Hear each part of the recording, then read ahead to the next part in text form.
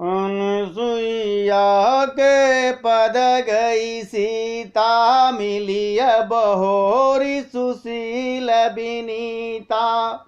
ऋषि पत्नी मन सुख अधिकाई, आशीष दे निकट बैठाई। दिव्य भसन भूषण पहिराए, जे नित नूतन अमल सुहाए। करी सब धुअसर समृदु बानी, नारी धर्म कछु ब्याज बखाने। फिर परमशीलवती और विनम्र श्री सीता जी अत्रि जी के जो पत्नी थी अनुसुईया जी के चरण पकड़कर उनसे मिली। ऋषि पत्नी के मन में बड़ा सुख हुआ सीता जी से मिलकर के। उन्होंने आशीष देकर सीता जी को पास में बैठा लिया और उन्हें ऐसे दिव्य वस्त्र और आभूषण पहनाए जो नित्य नए, निर्मल और सुहावने बने रहते हैं। ऐसे आभूषण पहनाए अनुसुईया जी ने जो रोज नए ही दिखे। फिर ऋषि पत्नी उनके बहाने मधुर और कोमल वाणी से स्त्रियों के कुछ धर्म को बखान कर कहने लगी हैं। स्त्रियों का धर्म क्या है ये अनुसुईया जी उसी बहाने से, बात करने के बहाने से सीता जी से कह रही हैं।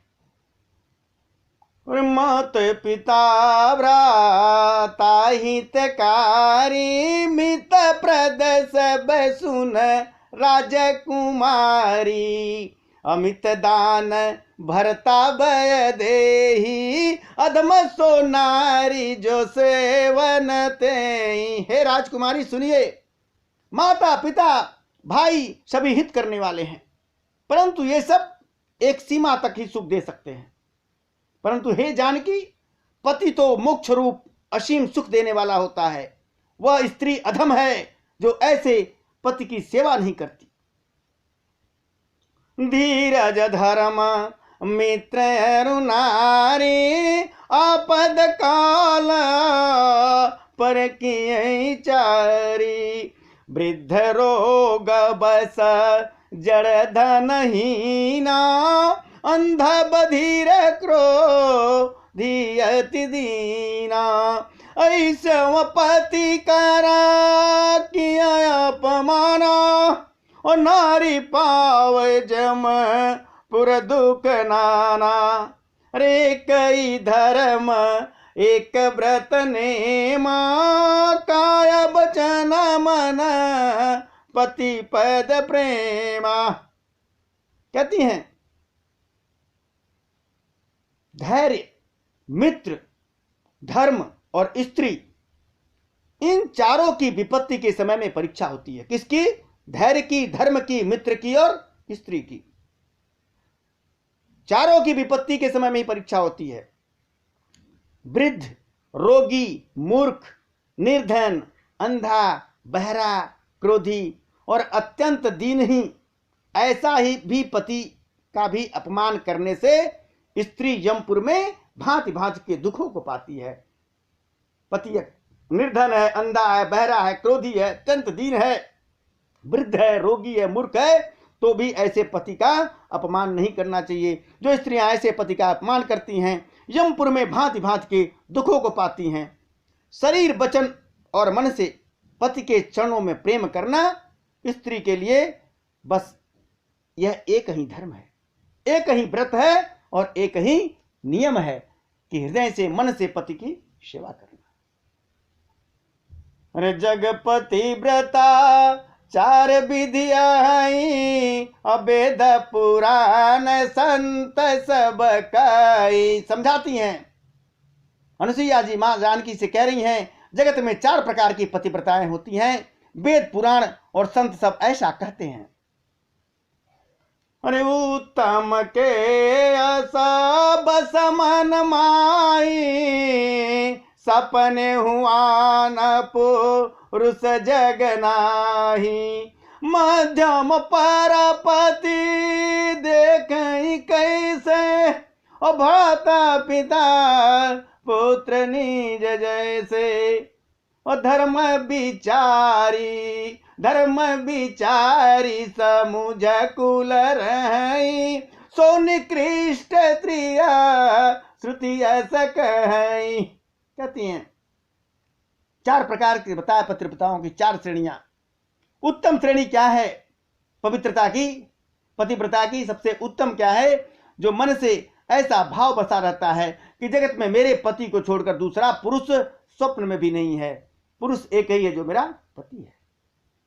और मध्यम श्रेणी की जो पतिव्रता होती है, पराये पति को कैसे देखती हैं? जैसे वो अपना सगा भाई हो, अपना पिता हो या अपना पुत्र हो। अर्थात समान अवस्था वाले को वह भाई के रूप में देखती हैं, बड़े को वो पिता के रूप में देखती हैं और छोटे को वो पुत्र के रूप में देखती हैं। ये मध्यम श्रेणी की पतिव्रता होती है। जो धर्म को विचार कर और अपने कुल की मर्यादा समझकर बची रहती हैं, वह निम्न श्रेणी की स्त्री है, ऐसा वेद कहते हैं। ये अपनी मर्यादा, कुल की मर्यादा के लिए दूसरे के पास नहीं गई। और अरे बिनय अवसर भया तेरा जोई, जाने अधम नारी जग सोई। पति वंचक परा पतिव्रत करई, और रव नरक कलप सत परई। अरे क्षण सुख लागी जन्म सत कोटि, दुख न समझते ही सम को खोटी। तबिन श्रम नारी परम गति लई, पतिव्रत धर्म छाड़ी चल गई। और जो स्त्री मौका न मिलने से या डर बस पतिव्रता बनी रहती हैं, भय बस पतिव्रता जो बनी रहती हैं, मौका नहीं मिल रहा, जगत में उसे अधम कैटेगरी की स्त्री माना जाता है, अधम श्रेणी की स्त्री माना जाता है। पति को धोखा देने वाली जो स्त्री पराये पति के साथ रत रहती हैं, वह तो 100 कल्प तक रैरव नरक में पड़ी रहती हैं। क्षण भर के सुख के लिए जो 100 करोड़ जन्मों के दुख को नहीं समझते, उनके समान दुष्ट कौन होगा। जो स्त्री छल छोड़कर पतिव्रत धर्म को धारण करती है, वह बिना ही परिश्रम के परम गति को प्राप्त होती है। पति प्रतिकूल जन्म जाई, विधवा होई पाई तरुणाई। कहती हैं किंतु जो पति के प्रतिकूल चलती हैं, पति से उल्टा चलती हैं, वह जहां भी जाकर जन्म लेती हैं, वहीं जवानी भरी जवानी में विधवा हो जाती है। सजय पावन नारी पति सेवत शुभ गति लहई, जस गावत श्रुत चार अजहु तुलसी का हरि प्रिय। स्त्री जन्म से ही अपवित्र मानी जाती हैं, किंतु पति की सेवा करके वो अनायास ही शुभ गति को प्राप्त कर लेती हैं। पतिव्रता धर्म के धारण करने से ही आज भी तुलसी जी भगवान को बड़ी प्रिय हैं और चारों वेदों में उनका यश गाया जाता है। अरे सुन सीता तव नाम, सुमेरे नारी पतिव्रत करही, अतो ही प्राण प्रिय राम, कहूं कथा संसार हित। हे सीता सुनो, तुम्हारा तो नाम ही ले लेकर स्त्रियां पतिव्रत धर्म का पालन करेंगी। तुम्हें तो श्री राम जी प्राणों के समान प्रिय हैं। यह पतिव्रत धर्म की कथा तो मैं संसार के हित के लिए कही हूं, तुम्हारे लिए नहीं। तुम तो महान हो।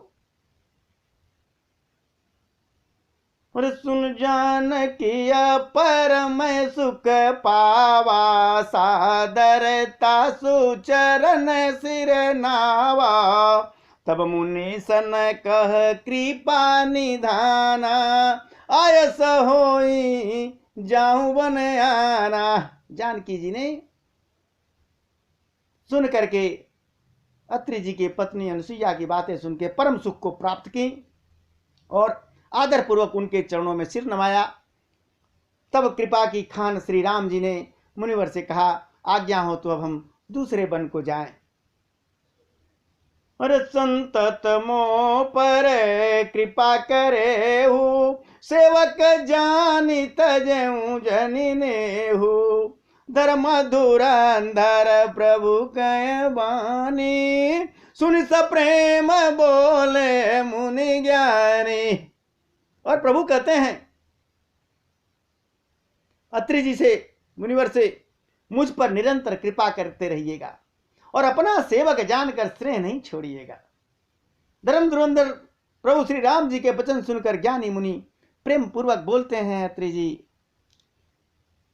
जासु कृपाया जसी वसन कादी, चहत सकल परमारथवादी, ते तुम राम अकाम पियारे, दीन बंधु मृदु बचन उचारे।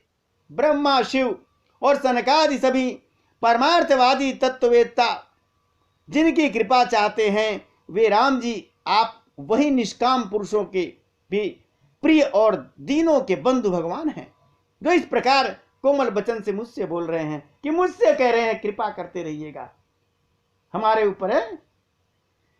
अरे अब जानी मैं श्री चतुराई, अब भजिया तुम ही सब देव बिहाई, जय समान अतिशय नहीं कोई, ताकर शीला कसन होई। कहते हैं अब मैं लक्ष्मी जी की चतुराई समझ गया, जिन्होंने सब देवताओं को छोड़कर आप ही को भजा, जिसके समान सब बातों में अत्यंत बड़ा और कोई नहीं है, उसका शील भला ऐसा क्यों न होगा। प्रभु कहीं विधि कहूं जाऊं अब स्वामी, कहीं विधि कहूं जाऊं अब स्वामी, कहूं नाथ तुम अंतर जामी, हस कही प्रभु बिलोक मुनि धीरा, लोचन जल पुल शरीरा। मैं किस प्रकार कहूं कि हे स्वामी आप अब जाइए, हे नाथ आप अंतर्यामी हैं, आप ही कहिए। ऐसा कहकर धीर मुनि प्रभु को देखने लगे। मुनि के नेत्रों में प्रेम आंसुओं का जल बह रहा है और शरीर पुलकित हो गया है। मुनिवर का तना पुलक निरभर, प्रेम पूरन नयन मुख पंकज दिए, मन ज्ञान गुण गो तीत प्रभु मय दीख, जप तप का किए जप जोग, धर्म समूह ते नर भगति, अनुपम पावहि रघुवीर, चरित पुनीत निस दीन दास, तुलसी गावहि। मुनि अत्यंत प्रेम से पूर्ण है, उनका शरीर पुलकित है और नेत्रों को श्री राम जी के मुख कमल में लगाए हुए हैं। मुनिवर मन में विचार कर रहे हैं कि मैंने ऐसा कौन सा जप तप किया था जिसके कारण मन ज्ञान गुण और इंद्रियों से परे प्रभु के दर्शन आज मिल गए। अत्रि जी सोच, जप जोग और धर्म समूह से मनुष्य अनुपम भक्ति को पाता है। श्री रघुवीर के पवित्र चरित्र को तुलसीदास रात दिन गाते हैं कि कलिमल समान दमन मना, राम सुजस सुख मूल, सादर सुनहि जतिन पर, राम रहि अनुकूल। श्री राम जी का सुंदर यश कलयुग के पापों को नाश करने वाला, मन को दमन करने वाला और सुख का मूल है। जो लोग इसे आदर पूर्वक सुनते हैं उन पर श्री राम जी सर्वदा प्रसन्न रहते हैं।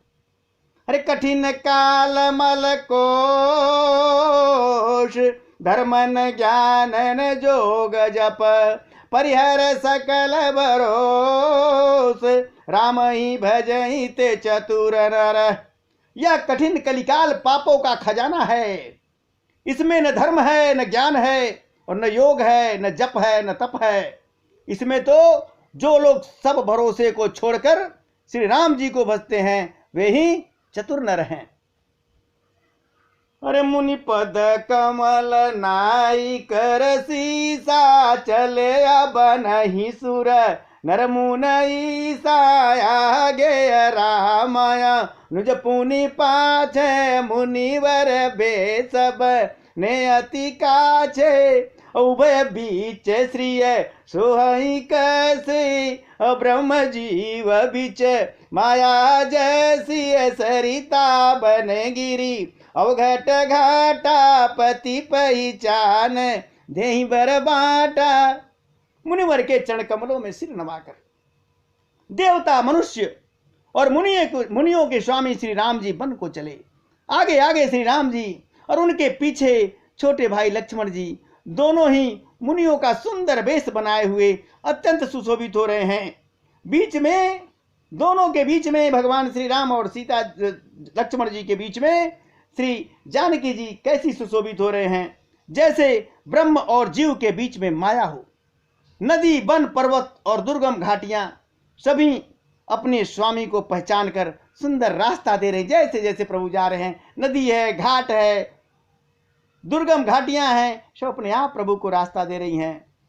अरे जाई देव रघुराया, करही में गत तन बछाया, मिलाय सुर बिराध मग जाता, आवत ही रघु बीर निपाता। जहां जहां भगवान जा रहे हैं, रघुनाथ जी जहां जहां जाते हैं वहीं वहीं बादल आकाश में छाया करते जा रहे हैं। रास्ते में जाते हुए विराध नाम का राक्षस मिला, सामने आते ही रघुनाथ जी ने उसे खत्म कर दिया, मार दिया। अरे तुरत ही रुचिर रूप ते ही पावा, देख दुखी निज धाम पठावा, पुनि आए जहाँ मुनि सरभंगा, सुंदर अनुज जानकी संगा। श्री राम जी के हाथों में, भगवान श्री राम के हाथों से ही मरा, उसने तुरंत सुंदर दिव्य रूप प्राप्त कर लिया। दुखी देखकर प्रभु ने उसे अपने परम धाम को भेज दिया। देखिए, विराट जो राक्षस था, ये हमारे हैं प्रभु दीन दयाल। फिर वे छोटे भाई लक्ष्मण सहित और सीता जी के साथ वहां गए जहां मुनि सर्वंग जी थे। देखी राम मुख पंकज, मुनिवर लोचन भृंग, सादर पान करत ते धन्य जन्म सर्वंग। श्री राम जी का मुख कमल देखकर मुनि श्रेष्ठ ने का जो नेत्र रूपी भौरा है, अत्यंत आदर पूर्वक उसका मकरंद का पान कर रहा है। सर्वंग जी का जन्म धन्य हो गया।